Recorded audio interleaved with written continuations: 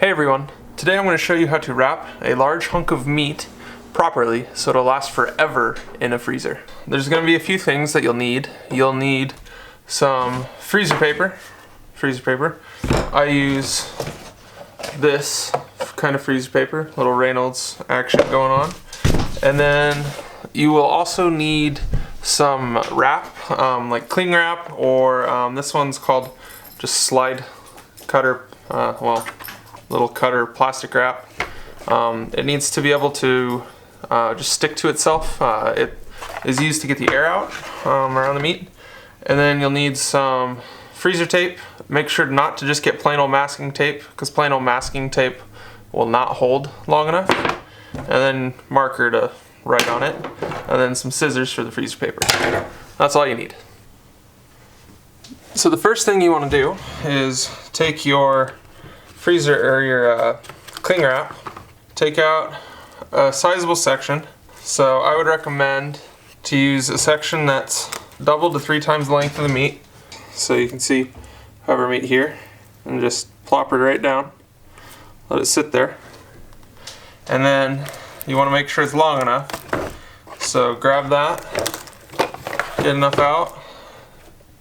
Use the cutter, cut across, and then just wrap it right on over. And then this is the most important part, is that you get any air out. Air is what will cause your freezer burn. You don't want that. So then you take it, push as much of that air out, wrap it up, get it nice and tight, and then flip your end over, wrap that up good and well. So that is the most important step.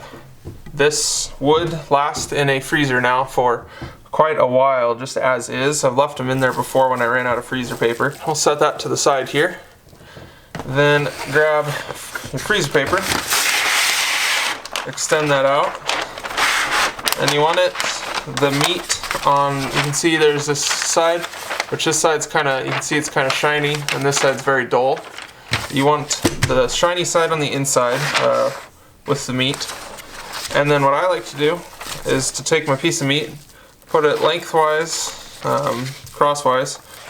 You have to make sure when you fold your paper up that it's going to go at least across the edge. It doesn't have to be straight in the middle. It has to be across the edge, otherwise it won't fold up right. And then you want to make sure it's going to be like that on both sides. So right now this looks pretty decent. Looks good enough. So then I'll just take my scissors here and cut across. Once that's done, you take it, hold it, kind of push the edges down on one side, and then it's really not far off like wrapping a Christmas present or something, which I think is fitting for elk meat. It's a present every time you eat it. And fold that up nice. And then what I like to do to make the ends look good, I fold these guys in just a little bit like this. Fold it in like that. You take that and I try to squeeze it, get it as tight as I can. And then just fold the thing over, just like that. And then smooth out. So then you do that. And then grab some tape. If you want to be a little better at it than I am, I would do this ahead of time just to make it a little easier. Peel off just an inch or two, probably about 2 inches of tape. Tear that off. Grab your steak, grab your end here, and get it nice and taped. And then now that it's done, as you can see it looks good. It's just going to sit there forever now. And then write what it is, so when you pull it out of the freezer, you know.